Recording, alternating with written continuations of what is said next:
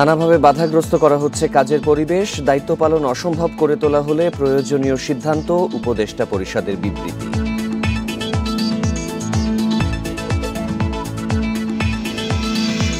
প্রধান উপদেষ্টা পদত্যাগ করছেন না, থাকছেন অন্য সদস্যরাও। একনেকের বৈঠক শেষে জানালেন পরিকল্পনা উপদেষ্টা।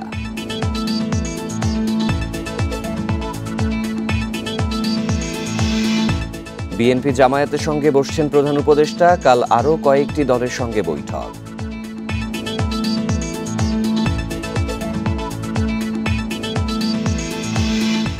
নির্বাচনের দাবি জানিয়ে অন্যায় করেননি বিএনপি, বললেন নেতারা। প্রধান উপদেষ্টাকে বিতর্কিত করছেন কিছু উপদেষ্টা।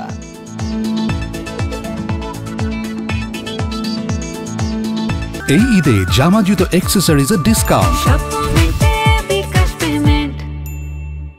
সংবাদ সন্ধ্যার শিরোনাম শুনছিলেন, পুরো খবর নিয়ে আছি সাফাত বিন ফরিদ। পরাজিত শক্তির ইন্ধনে বিদেশি ষড়যন্ত্রের অংশ হিসেবে সরকারের দায়িত্ব পালন অসম্ভব করে তোলা হলে সব কারণ জনসম্মুখে তুলে ধরে পরবর্তী সিদ্ধান্ত নেয়ার কথা জানিয়েছে উপদেষ্টা পরিষদ। বিকেলে প্রধান উপদেষ্টার কার্যালয় থেকে পাঠানো বিবৃতিতে বলা হয়, শত বাধার মাঝেও গোষ্ঠী স্বার্থ উপেক্ষা করে অন্তর্বর্তী সরকার দায়িত্ব পালন করে যাচ্ছে। পরিকল্পনা কমিশনে একনেকের সভার পর প্রধান উপদেষ্টার সভাপতিত্বে অনির্ধারিত বৈঠকে বসে উপদেষ্টা পরিষদ। পরে এক বিবৃতিতে বলা হয়, অন্তর্বর্তী সরকার জুলাই অভ্যুত্থানের জনপ্রত্যাশা ধারণ করে, কিন্তু সরকারের স্বকীয়তা, সংস্কার, উদ্যোগ, বিচার প্রক্রিয়া, সুষ্ঠু নির্বাচন ও স্বাভাবিক কার্যক্রম বাধাগ্রস্ত করে এমন কর্মকাণ্ড অর্পিত দায়িত্ব পালন করাকে অসম্ভব করে তুললে সরকার জনগণের সঙ্গে নিয়ে প্রয়োজনীয় সিদ্ধান্ত গ্রহণ করবে। দায়িত্ব পালনে বিভিন্ন সময় অযৌক্তিক দাবি, উদ্দেশ্য প্রণোদিত বক্তব্য ও এখতিয়ার বহির্ভূত কর্মসূচির মাধ্যমে সরকারের স্বাভাবিক কার্যক্রমে বাধা সৃষ্টি করা হচ্ছে এবং জনমনে বিভ্রান্তি, সংশয় ছড়ানো হচ্ছে। এসব নিয়েও বৈঠকে আলোচনা হয়েছে বলে বিবৃতিতে উল্লেখ করা হয়।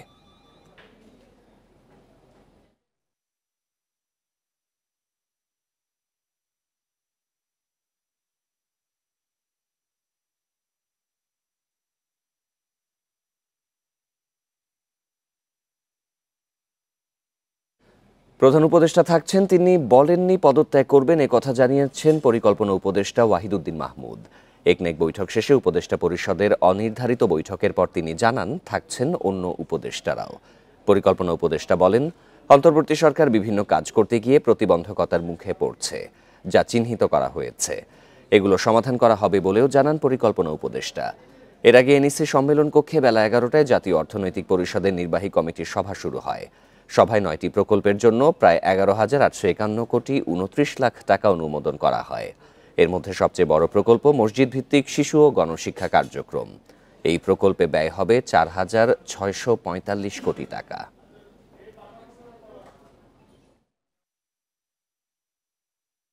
সকল শক্তি সমর্থনেই এই সরকার এসেছে এবং এই সরকারের ভিত্তি হিসেবে সেখানে কোনো বিতর্ক সৃষ্টি হোক কাউকে নিয়ে, তাহলে তো সমীচীন হবে না। সেরকম কিছু যদি হতোই, তাহলে তো আমরা তো কেউ স্বপ্রণোদিতভাবে এখানে আসিনি এবং এই দায়িত্ব উপভোগ্য কোনো দায়িত্ব না।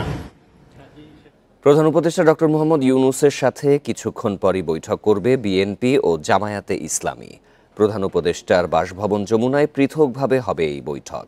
বিএনপির প্রতিনিধি দলের নেতৃত্ব দেবেন ডক্টর খন্দকার মোশাররফ হোসেন। তবে রাত 8টার বৈঠকে জামায়াতের প্রতিনিধি দলের নেতৃত্ব দেবেন আমির ডাক্তার শফিকুর রহমান। এদিকে বৈঠক ইস্যুতে দুপুরে বিএনপি স্থায়ী কমিটির সদস্য আমির খসরু মাহমুদ চৌধুরী জানান, নির্বাচিত সরকারের মাধ্যমে বাংলাদেশ সামনের দিকে কিভাবে এগিয়ে যাবে সেটাই এখন গুরুত্বপূর্ণ। জানান, দেশ যত দ্রুত গণতন্ত্রের পথে এগিয়ে যাবে ততই ভালো। তবে এই মুহূর্তে কোনো সংকট দেখছেন না বলে উল্লেখ করেন তিনি। বলেন, যারা জনগণের কাছে জবাবদিহি করবে সেরকম সরকার দেশে দ্রুত প্রয়োজন। সুষ্ঠু নির্বাচনের মাধ্যমে বাংলাদেশে একটা নির্বাচিত সরকার, একটা সংসদ হবে, যারা জনগণের কাছে দায়বদ্ধ থাকবে, জবাবদিহি থাকবে এবং যার জন্য গত 16 বছরে বাংলাদেশের মানুষ যে ত্যাগ স্বীকার করেছে তার অপেক্ষায় বাংলাদেশের জনগণ আছে। সুতরাং এটাই হচ্ছে মুখ্য বিষয়, এটার উপর আলোচনা হবে। এ নিয়ে আরও জানাতে রাষ্ট্রীয় অতিথি ভবন যমুনা থেকে যোগ দিচ্ছেন সহকর্মী জাহানারা পারভিন। আমরা জেনেছি যে সন্ধ্যার পরে বৈঠকটি অনুষ্ঠিত হওয়ার কথা। তো বিএনপির কোনো প্রতিনিধি দল সেখানে পৌঁছেছে কিনা, দলটির নেতৃত্ব সহ কারা কারা রয়েছেন সেখানে?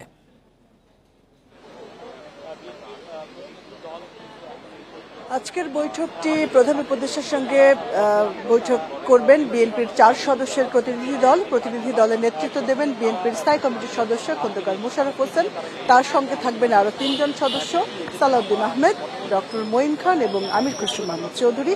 এই 4 জন গুলশান কার্যালয় থেকে রওনা দিয়েছেন বলে আমরা জানতে পেরেছি। 7:30টায় বৈঠক হবে, তার আগেই তারা এখানে চলে আসার কথা। এর আগে এই বৈঠকের বিষয় নিয়ে আলোচনার জন্য স্থায়ী কমিটির সদস্যরা বৈঠক করেছেন, তারা নিজেরা আলোচনা করে নিয়েছেন এবং একটা লিখিত প্রস্তাবনা প্রধান উপদেষ্টার কাছে দেয়া হতে পারে সেরকম প্রস্তুতি নিয়ে তারা আসছেন। বিএনপির সময় হচ্ছে 7:30টায়, জামায়াত ইসলামীকে সময় দেওয়া হয়েছে 8টায়। পাশাপাশি আরও একটি নতুন তথ্য হচ্ছে এনসিপির সঙ্গে এরপর বৈঠক করবেন প্রধান উপদেষ্টা এবং আগামীকাল অন্য যে দলগুলো রয়েছে এবি পার্টি সহ আরো গণঅভ্যুত্থানের সঙ্গে জড়িত যে দলগুলো রয়েছে সেই দলগুলোর সঙ্গে বিকেল 5টায় বৈঠক হবে। আজকের এই বৈঠকে বিএনপি তাদের যে রাজনৈতিক অবস্থান স্পষ্ট করবে, তাদের যে দাবিগুলো সে দাবিগুলো আবারও তুলে ধরবে, অবশ্যই নির্বাচন কেন্দ্রিক। আর প্রধান উপদেষ্টা এই জামায়াত ইসলামী, বিএনপি এবং এনসিপি 3 দলের বক্তব্য শুনবেন এবং সরকারের অবস্থান স্পষ্ট করবেন। প্রধান উপদেষ্টার পদত্যাগের ইচ্ছার পর যে রাজনৈতিক সংকট, গুঞ্জন, যে আশঙ্কা তৈরি হয়েছে বাংলাদেশে দেশের ভবিষ্যৎ নিয়ে, দেশের রাজনীতি নিয়ে, সেগুলো আজকের বৈঠক থেকে আলোচনার মাধ্যমে সেই সংকটের সমাধানের একটি পথ বেরিয়ে আসতে পারে বলে ধারণা করা হচ্ছে। বিএনপি আসলে ডিসেম্বরের মধ্যেই নির্বাচনের ব্যাপারে তারা এক ধরনের তাদের চাপ বলি বা মনোভাব বলি জানিয়ে এসছেন। প্রধান উপদেষ্টা জুনের মধ্যে নির্বাচন করতে চাচ্ছেন। এখন আমরা আশা করছি আজকে এই যে প্রধান উপদেষ্টার দায়িত্ব পালন থেকে চলে যাওয়ার যে ইচ্ছে এবং এই যে বেশ কয়েকটি গুরুত্বপূর্ণ দলের আজকের বৈঠক, এখান থেকে একটি সন্তোষজনক এবং গ্রহণযোগ্য সংকট সমাধানের পথ বেরিয়ে আসবে। এই রাজনৈতিক দলগুলো বাংলাদেশের ভবিষ্যতের কথা চিন্তা করে এবং আগামী দিনের বাংলাদেশের কথা চিন্তা করে তারা একটি সন্তোষজনক সমাধানে আজকের বৈঠকে পৌঁছতে পারবেন, এমনটাই আশা করছি আমরা। বিএনপি নেতারা এখনো এসে পৌঁছাবেন। নিশ্চয়ই বৈঠক শুরু হওয়ার পর পরবর্তী পরিস্থিতি আপনার মাধ্যমে আমরা দর্শকদের জানাবো। নির্বাচনের দাবি জানিয়ে বিএনপি অন্যায় করেনি বলে মন্তব্য করেছেন দলটির স্থায়ী কমিটির সদস্য ডক্টর আব্দুল মঈন খান। আর স্থায়ী কমিটির আরেক সদস্য ডাক্তার জাহিদ হোসেন দাবি করেন, রাষ্ট্রীয় ক্ষমতায় থেকে বিভ্রান্তিকর বক্তব্য দিয়ে ডক্টর ইউনূসকে বিতর্কিত করছেন সরকারেরই কিছু উপদেষ্টা। রাজধানী জাতীয় প্রেস ক্লাবে আলাদা 2টি অনুষ্ঠানে এসব কথা বলেন বিএনপি নেতারা। ছাত্র জনতার অভ্যুত্থানের 9 মাসের মাথায় অনেকটাই টালমাটাল দেশের রাজনৈতিক অঙ্গন। নানা দাবিতে আন্দোলন বিক্ষোভের মাঝে নতুন আলোচনা প্রধান উপদেষ্টার পদত্যাগের গুঞ্জন নিয়ে। জাতীয় প্রেস ক্লাবে অগ্নিসেনা ফাউন্ডেশনের মতবিনিময় সভায়ও উঠে আসে এই প্রসঙ্গ। বিএনপির স্থায়ী কমিটির সদস্য ডাক্তার জাহিদ হোসেন বলেন, রাষ্ট্রীয় ক্ষমতাকে যারা সম্পত্তি মনে করছেন, বিভ্রান্তিমূলক বক্তব্য দিয়ে প্রধান উপদেষ্টাকে বিতর্কিত করছেন তারাই। ডক্টর মোহাম্মদ ইউনূসের কতিপয় উপদেষ্টা অতি কথন, যাদেরকে দেশের মানুষ চিনেও না, জানেও না, আবার কিছুক্ষণ পরেই কথাবার্তা প্রত্যাহার করার যে মানসিকতা, এগুলো করে দয়া করে কনফিউশন সৃষ্টি করবেন না। বিএনপি বলছে গণতান্ত্রিক দলের নির্বাচনের দাবি স্বাভাবিক। এ নিয়ে গণতন্ত্র বিরোধীরা বাধা দিচ্ছে বলে মন্তব্য করেন দলটির স্থায়ী কমিটির সদস্য ডক্টর মঈন খান। যারা আমাদের অভিহিত করছে, প্রকাশ্য করছে, পত্রিকায় লিখছে যে বিএনপি পাগল হয়ে গিয়েছে নির্বাচনের জন্য, তো আমরা সুষ্ঠু নিরপেক্ষ নির্বাচনের জন্য যদি পাগল হয়ে থাকি, আমরা তো সঠিক পথেই যাচ্ছি, কারণ আমরা গণতন্ত্র চাই, আমরা তো এটা প্রকাশ্যে বলে থাকি। এখানে অপরাধটা কোথায়? উল্টো কথা বলতে হয়। যারা সুষ্ঠু নিরপেক্ষ নির্বাচন চায় না, তারা গণতন্ত্র চায় না, তারা এদেশে মানুষের কল্যাণ চায় না।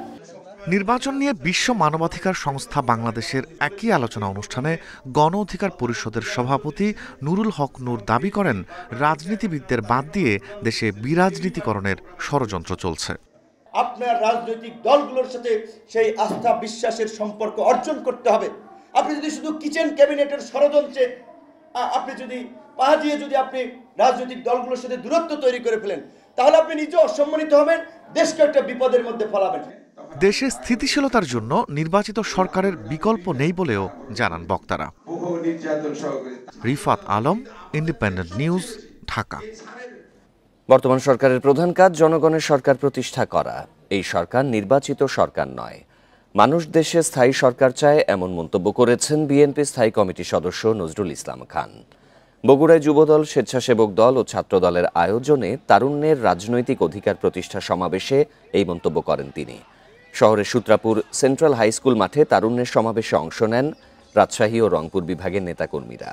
সমাবেশের উদ্দেশ্য হল বিএনপির ৩১ দফা রূপরেখা বাস্তবায়নে তরুণ সমাজকে নীতি প্রণয়ন প্রক্রিয়ায় সম্পৃক্ত করা। সমাবেশে কর্মসংস্থান, শিক্ষা, স্বাস্থ্য, কৃষি, প্রযুক্তি ও রাজনৈতিক অধিকারের মতো গুরুত্বপূর্ণ বিষয় নিয়ে তরুণদের মতামত ও ভাবনা তুলে ধরা হয়।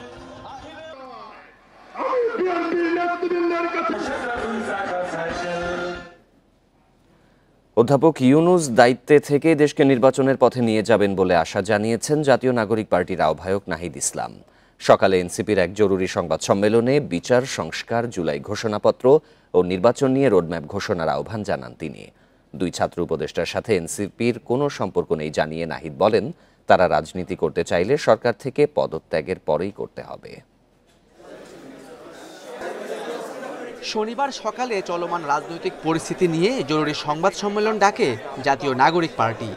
আহ্বায়ক নাহিদ ইসলাম বলেন, সব রাজনৈতিক দলের সঙ্গে আলোচনা করে চলমান সংকট সমাধান করা দরকার। বিএনপির সমালোচনা করে এনসিপি নেতা বলেন, দলটি শুধুই জাতীয় নির্বাচন চায়, কিন্তু অন্তর্বর্তী সরকারের দায়িত্ব কেবল জাতীয় নির্বাচন আয়োজনে সীমাবদ্ধ নয়। গণ অভ্যুত্থানের আকাঙ্ক্ষা বাস্তবায়নের দায়বদ্ধতা রয়েছে এই সরকারের। নতুন সংবিধান চাই, সেটার জন্য গণপরিষদ নির্বাচন চাই, আমরা মৌলিক সংস্কারের জন্য জুলাই সনদ চাই, আমরা বিচার চাই।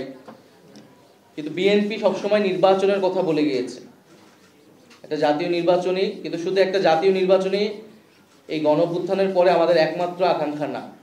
নাহিদ ইসলাম বলেন, প্রধান উপদেষ্টা তার প্রতিশ্রুতি মতো কাজ করতে পারছেন না বলেই সরে যেতে চেয়েছেন। নির্বাচন কমিশন আস্থা হারিয়েছে, তাই তাদের আস্থার জায়গায় আসার চেষ্টা করতে হবে অথবা স্থান ছেড়ে দিতে হবে। দ্রুত স্থানীয় সরকার নির্বাচনের দাবি জানান এই এনসিপি নেতা। আমরা মনে করি যে অতি দ্রুতই স্থানীয় সরকার নির্বাচনের আয়োজন করা সম্ভব এবং সেটার জন্য নির্বাচন কমিশন পুনর্গঠন করে স্থানীয় সরকার নির্বাচনের দিকে যাওয়া উচিত। সেনাবাহিনী যেন রাজনৈতিক কোনো বিষয়ে হস্তক্ষেপ না করে সে আহ্বান জানান নাহিদ ইসলাম। বলেন, 1/11-এর মতো ঘটনা ঘটলে তা দেশের জন্যই ক্ষতিকর। 1/11-এর ঘটনা জানি, এই সকল ঘটনা কিন্তু আমাদের গণতন্ত্রের জন্য, আমাদের রাষ্ট্রের জন্য এবং আমাদের সেনাবাহিনী প্রতিষ্ঠান হিসেবে কারোর জন্য কিন্তু কখনোই ভালো ফলাফল নিয়ে আসেনি। ফলে সেই বিষয়টা যাতে আমরা সকলেই বিবেচনা করি, যার যেটা কাজ, যার যেটা দায়িত্ব সেটাই যাতে সে পালন করে। এদিকে করিডোর সহ বিভিন্ন গুরুত্বপূর্ণ বিষয়ে সব রাজনৈতিক দলের সঙ্গে আলোচনা করে সিদ্ধান্ত নেওয়ার আহ্বান জানান এনসিপির সদস্য সচিব আখতার হোসেন। এই প্রত্যেকটা বিষয়ে যেন রাজনৈতিক দলগুলোর সঙ্গে আলাপ আলোচনা করে তারপরে সরকার সিদ্ধান্তে আসে। Khaled Raihan, independent news, Dhaka. দেশকে অনিশ্চয়তার দিকে ঠেলে দেয়া কোনো অবস্থাতেই সমীচীন নয় বলে মন্তব্য করেছেন জামায়াতের আমির ডাক্তার শফিকুর রহমান। বলেন, গত কয়েকদিনের ঘটনায় তার দল বিচলিত নয়, তবে সতর্ক দৃষ্টি রাখছে। সরকারকে নির্বাচনে বাধ্য করতে নয়, সহায়তা করতে চায় জামায়াত, বলেন তিনি। সকালে রাজধানীর মগবাজারে শুরা অধিবেশনে জামায়াতের আমির আরও বলেন, সেনাবাহিনীকে সব বিতর্ক থেকে দূরে রাখা উচিত।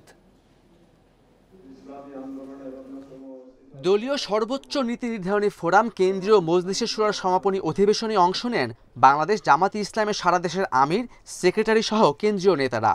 দলের আগামী দিনের করণীয় বিষয়ে আলোচনা করেন তারা। অধিবেশনে উদ্বোধন করে দলের আমির ডাক্তার শফিকুর রহমান বলেন, দেশের বর্তমান সংকটময় পরিস্থিতিতে সব পক্ষের আলোচনার মধ্য দিয়ে সমাধান সম্ভব। এ দায়িত্ব সকল রাজনৈতিক দল এবং অংশীজন স্বেচ্ছায় আমরা তার উপর অর্পণ করেছি। আমাদের দায়িত্ব তাকে সহযোগিতা করা তার সার্বিক কাজে। জাতীয় নিরাপত্তার সঙ্গে জড়িত বিষয়ে সব পক্ষের সঙ্গে বসে সিদ্ধান্ত নেওয়া উচিত বলে মন্তব্য করেন জামাতের আমির। নির্বাচনকে অর্থবহ করার জন্য গুরুত্বপূর্ণ কিছু সংস্কার লাগবে। আমরা বলেছিলাম যে সংস্কারের একটা রোডম্যাপ দেওয়া হোক, যে এই মাসের ভিতরে সংস্কার সম্পন্ন হবে, এরপরেই নির্বাচনের একটা রোডম্যাপ তার পাশাপাশি দেওয়া হোক। সেনাবাহিনীকে সব বিতর্ক থেকে দূরে রাখা উচিত বলে মন্তব্য করেন ডাক্তার শফিকুর রহমান। কারো বিতর্কিত কর্মকাণ্ডে সেনাবাহিনী যেন বিতর্কিত না হয় সেই বিষয়ে সতর্ক করেন জামাত প্রধান। সেনাবাহিনীকে বিতর্কিত করলে একটা স্বাধীন দেশ বড় ধরনের ঝুঁকিতে পড়তে পারে। আমরা সেই সমূহ বিতর্ক থেকে আমাদের প্রিয় গর্বিত সেনাবাহিনীকে আমরা মুক্ত রাখতে চাই। বিগত ১.৫ দশকে গুম খুনে জড়িতদের বিচারের দৃশ্যমান অগ্রগতি নেই বলে মন্তব্য করেন ডাক্তার শফিকুর রহমান। দোষীদের বিচার না হলে দেশ গভীর অন্ধকারে নিমজ্জিত হওয়ার শঙ্কা জানান জামায়াতে ইসলামের আমির। এই প্রক্রিয়ায় তারা যেন। Khaled Raihan, independent news, Dhaka. এনবিআরের কর্মীদের কর্মবিরতিতে আমদানি কার্যক্রম পুরোপুরি স্থবির হয়ে পড়েছে। কাস্টমস ছাড়পত্র না পাওয়ায় পণ্যবাহী ট্রাক বাংলাদেশে প্রবেশ করতে পারছে না। 4 দফা দাবি মানা না হলে রপ্তানি ও আন্তর্জাতিক যাত্রী সেবা বন্ধেরও হুঁশিয়ারি দিয়েছে এনবিআর সংস্কার ঐক্য পরিষদ। শনিবার এক সংবাদ সম্মেলনে এই ঘোষণা দেয় সংগঠনটি। ফলে নেতিবাচক প্রভাব পড়তে শুরু করেছে দেশের বিভিন্ন বন্দরে। চলতি মাসের 12 তারিখে এনবিআর বিলুপ্ত করে 2 বিভাগে বিভক্ত করার অধ্যাদেশ জারি করে সরকার। এরপর থেকে অধ্যাদেশ বাতিল এনবিআর চেয়ারম্যান আব্দুর রহমান খানের পদত্যাগ সহ 4 দফা দাবিতে আন্দোলন করছেন শুল্ক কর বিভাগের কর্মীরা। এরপর রাজস্ব নীতি ও ব্যবস্থাপনা অধ্যাদেশ সংশোধনের আশ্বাস দেয় অর্থ মন্ত্রণালয়। কিন্তু এনবিআর সংস্কার ঐক্য পরিষদের নেতারা তাদের পূর্ব ঘোষিত কর্মসূচি বহাল রাখেন। শনিবার থেকে রপ্তানি ও আন্তর্জাতিক যাত্রী সেবা ছাড়া বন্ধ করা হয় আমদানি কার্যক্রম। দাবি পূরণ না হলে রপ্তানি কার্যক্রম বন্ধ করার হুঁশিয়ারি দেয় এনবিআর কর্মকর্তারা। এদিন কাস্টমস হাউস এবং এলসি স্টেশন সমূহে সকাল 9টা থেকে বিকাল 5টা পর্যন্ত কর্মবিরতি চলবে। তবে রপ্তানি ও আন্তর্জাতিক যাত্রী সেবা কর্মবিরতির আওতামুক্ত থাকবে। আগামী 26শে মে 2025 সোমবার থেকে আন্তর্জাতিক যাত্রী সেবা ব্যতীত আয়কর, কাস্টমস ও ভ্যাট বিভাগের সকল দপ্তরে পূর্ণাঙ্গ কর্মবিরতি চলবে। আন্দোলনের প্রভাবে কাস্টমস ছাড়পত্র না পাওয়ায় স্থলবন্দরে আটকা পড়েছে আমদানি পণ্যবাহী কয়েকশো ট্রাক। এতে চরম অর্থনৈতিক ক্ষতির মুখে ব্যবসায়ীরা। বেনাপোল কাস্টমসে আমদানি কার্যক্রম সম্পূর্ণভাবে বন্ধ রয়েছে, শুধুমাত্র রপ্তানি একটা চালু আছে এবং বেনাপোল কাস্টমস বন্ধ থাকায় বন্ধ থেকে কোনো মালামাল খালাস হচ্ছে না এবং কোনো পণ্য শুল্কায়ন হচ্ছে না। এদিকে নিরাপত্তা জোরদারে আইন শৃঙ্খলা রক্ষাকারী বাহিনীর সদস্য মোতায়েন করা হয়েছে এনবিআরের প্রধান কার্যালয়ে। Amirul Islam, independent news, Dhaka. এবার থাকছে আসন্ন বাজেট নিয়ে বিশেষ প্রতিবেদন।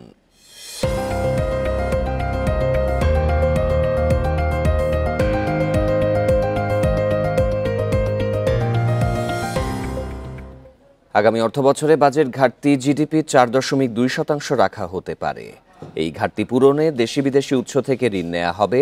এবার ব্যাংক থেকে ঋণের লক্ষ্যমাত্রা ধরা হচ্ছে সর্বোচ্চ 1,20,000 কোটি টাকা, যা চলতি অর্থবছরের তুলনায় কিছুটা কম। তবে অর্থনীতিবিদরা বলছেন, সরকার ব্যাংক থেকে বেশি ঋণ নিলে বিনিয়োগ ও কর্মসংস্থানে যেমন প্রভাব পড়বে, তেমনি ঝুঁকিতে পড়বে ব্যাংক খাত। প্রতি অর্থবছরে জিডিপির 5% আশেপাশে থাকে বাজেট ঘাটতি। তবে আগামী অর্থবছরে ঘাটতি কমিয়ে 4.2% রাখা হতে পারে।